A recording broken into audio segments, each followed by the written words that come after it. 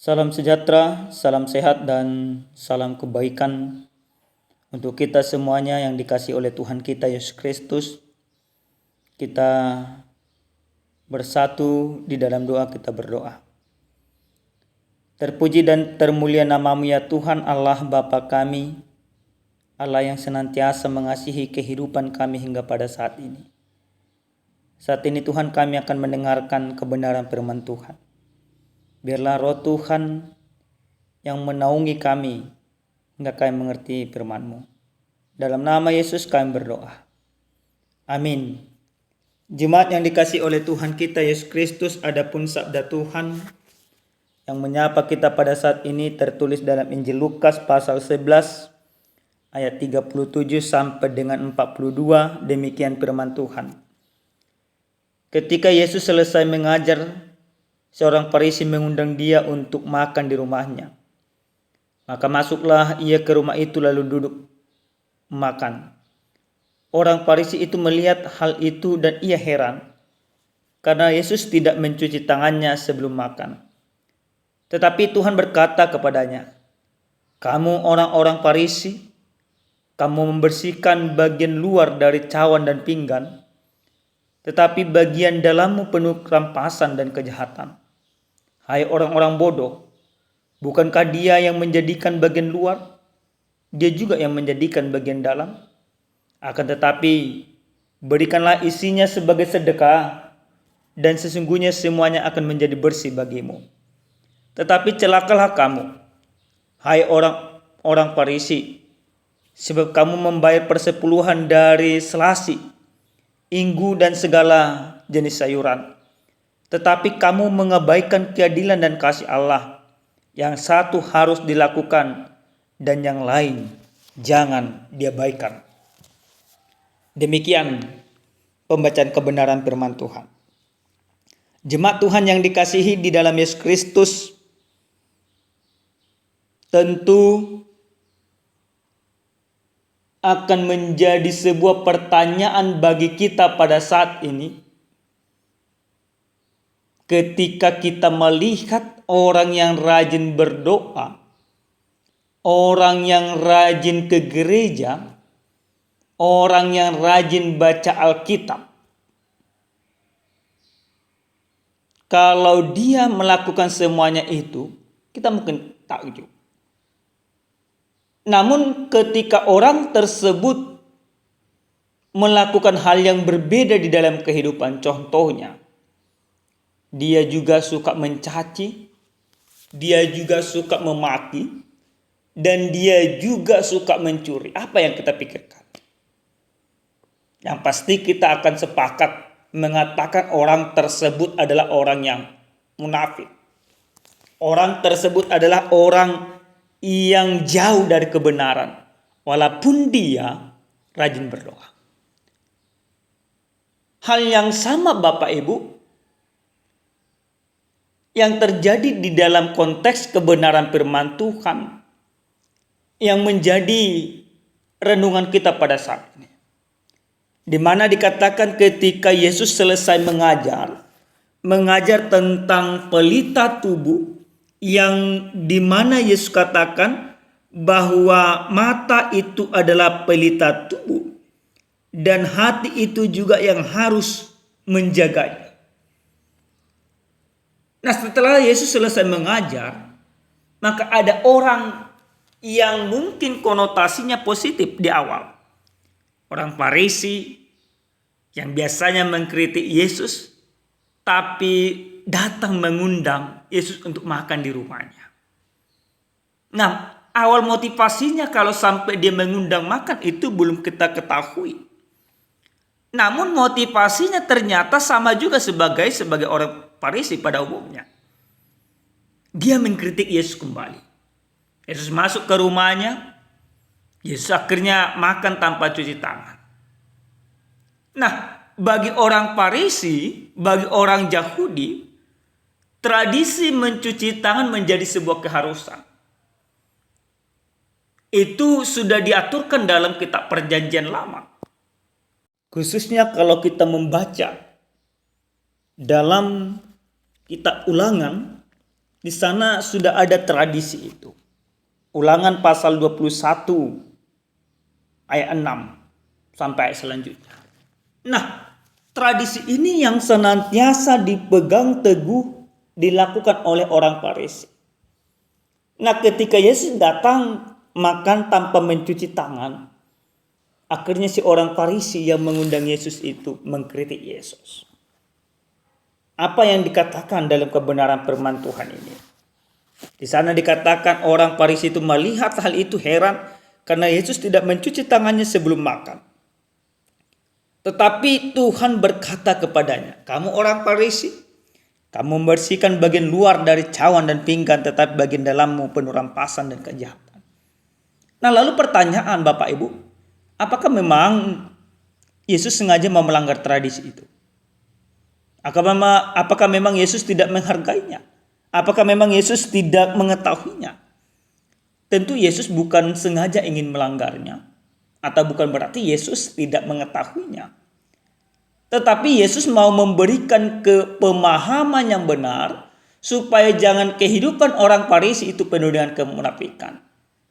Kalau dalam tradisi mencuci tangan itu mengisyaratkan bahwa mereka bersih tidak melakukan dosa, tapi orang Farisi tidak demikian. Mereka melakukan tradisi itu hanya untuk menjaga ketaatan kepada Taurat Musa, hanya untuk menjaga ketaatan di dalam aturan yang ada, tetapi mengesampingkan makna sesungguhnya daripada tradisi itu. Yang terpenting sebenarnya bukan persoalan mencuci tangan, tetapi yang terpenting bagaimana orang Farisi di dalam kehidupan mereka senantiasa melakukan yang benar. Ketika berani mencuci tangan, berarti dia juga sudah mencerminkan kehidupan yang benar di hadapan Tuhan, membantu, menopang dan lain sebagainya. Tapi yang dilakukan oleh Farisi di zaman Yesus pada saat itu hanya sebatas menunjukkan kemunafikan, hanya sebatas taat kepada aturan, tetapi mengesampingkan sebuah kewajiban, yaitu untuk mengasihi, untuk menopang, untuk menunjukkan keadilan kepada orang lain. Itulah yang dikritik Yesus, itulah yang mau diluruskan oleh Yesus. Nah, dalam hal ini sebenarnya Yesus masih tetap melakukan pengajaran. Tidak hanya dari perkataan, tapi dari sebuah praktek yang senantiasa sudah salah pada saat itu. Maka apa yang dikatakan oleh Yesus dalam kebenaran firman Tuhan ini? Yesus jelas katakan, "Hai orang-orang bodoh, bukankah dia yang menjadikan bagian luar, dia juga yang menjadikan bagian dalam? Akan tetapi berikanlah isinya sebagai sedekah, dan sesungguhnya semuanya akan menjadi bersih bagianmu. Tetapi celakalah kamu, hai orang Farisi, kamu membayar persepuluhan dari selasi, inggu dan segala jenis sayuran, tetapi kamu mengabaikan keadilan dan kasih Allah. Yang satu harus dilakukan dan yang lain jangan diabaikan." Yesus mengatakan, jangan engkau nampak di luar begitu baik, tapi engkau penuh dengan kemunafikan di dalam kehidupan. Seperti yang saya katakan di awal dalam khotbah ini, banyak orang rajin berdoa, rajin membaca firman, rajin ke gereja, tetapi dia hidupnya juga tidak mencerminkan kerajinan peribadahan itu di dalam kehidupan nyata. Dia melakukan hal yang bertentangan dengan kehendak Allah. Dia melakukan ibaratnya mencuri, dia menipu, dia penuh dengan kemunafikan. Maka hal-hal demikian tidak perlu dipertunjukkan di dalam kehidupan. Bagi orang percaya, sesungguhnya sifat demikian harus kita kesampingkan jauh-jauh. Itu bukan menjadi bagian daripada diri kita.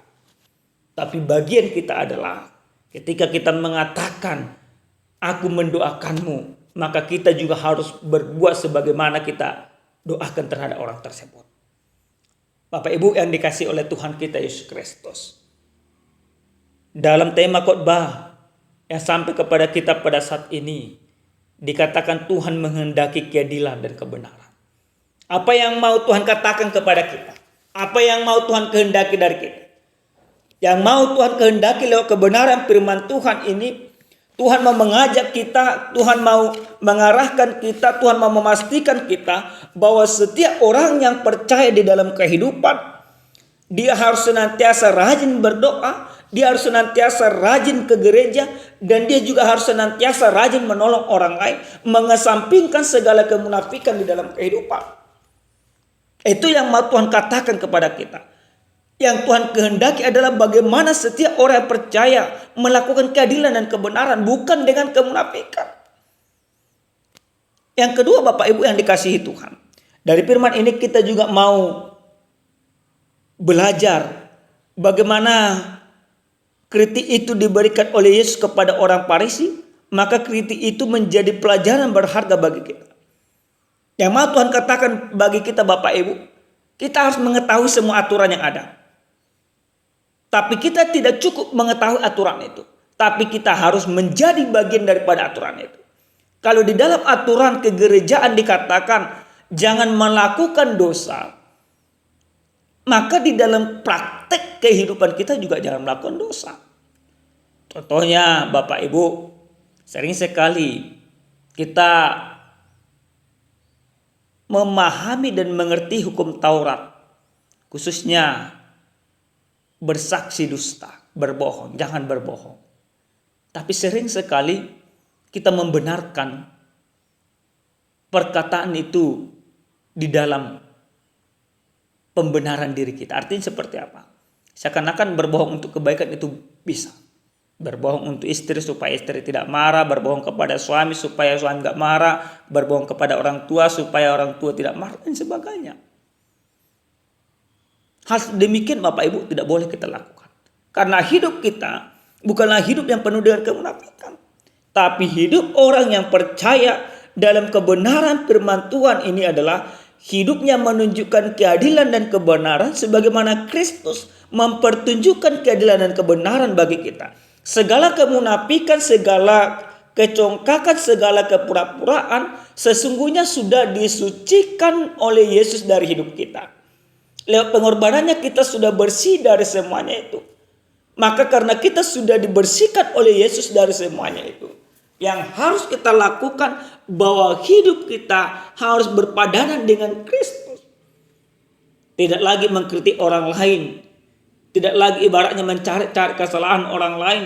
Tidak lagi ibaratnya penuh dengan kemunafikan. Rajin berdoa dan juga rajin berbohong. Rajin memberi tetapi rajin juga mencuri. Rajin membantu tetapi rajin juga menindas. Dua kontradiksi yang terjadi di dalam kehidupan. Hal demikian Bapak Ibu tidak boleh terjadi bagi kehidupan orang percaya. Yang terakhir sekali Bapak Ibu yang dikasihi Tuhan, ada sebuah ilustrasi. Pada suatu ketika ada sepasang suami istri. Si suami dan si istri sama-sama rajin ke gereja, sama-sama rajin berdoa. Maka kehidupan mereka bisa dikatakan orang pada umumnya sukses. Karena mereka kaya, pekerjaan baik dan lain sebagainya. Suatu ketika ada orang yang ingin bantuan, datang menghampiri kedua pasangan suami istri ini ke gereja. Dikatakan oleh orang yang membutuhkan bantuan itu, tolonglah, kami membutuhkan bantuan seperti ini untuk makan anak dan istri kami. Tolonglah berikan kepada kami pekerjaan. Apa yang dikatakan oleh pasangan tersebut? Tidak membantu tetapi justru mencaci maki. Yang dikatakan, dasar engkau miskin, malas bekerja dan lain sebagainya. Nah Bapak Ibu yang dikasihi Tuhan, kehidupan demikian bukanlah yang diinginkan oleh Tuhan. Terkadang kita akan bertanya, siapa suami istri tersebut? Kita sering sekali membenarkan diri. Kita sering sekali katakan, bukan aku. Tapi kehidupan demikian sering sekali terjadi dalam kehidupan kita. Kitalah yang sering sekali menjadi suami-suami istri tersebut, yang harusnya bisa menolong, yang harusnya bisa menopang, tetapi justru kita tidak mau menolong dan menopang. Tetapi yang lebih luar biasanya lagi Bapak Ibu, sudah tidak mau menolong, tetapi justru semakin mencaci. Jauhkan sifat demikian dari kehidupan kita. Hidupin tradisi, tetapi jangan kesampingkan kewajibanmu. Hidupi doamu, tetapi jangan kesampingkan juga perbuatan-perbuatanmu. Karena orang yang berdoa sesungguhnya akan terlihat dari perbuatannya. Orang yang mempermuliakan Tuhan, yang mengetahui Taurat Tuhan, yang mengetahui kasih Allah, senantiasa dia pertunjukkan di dalam praktek kehidupan setiap saat. Kemunafikan bukan menjadi bagian kita. Sekali lagi Bapak Ibu, katakan masing-masing yang mendengarkan firman Tuhan ini, kemunafikan tidak menjadi bagian dari diriku.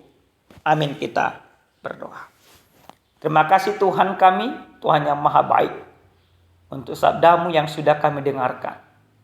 Biarkan Tuhan kami hidup di dalam kebenaran-Mu, sehingga kami berkenan di hadapan-Mu. Terima kasih Bapa, dalam nama Yesus kami berdoa. Amin. Salam sejahtera Bapak Ibu, Tuhan Yesus memberkati.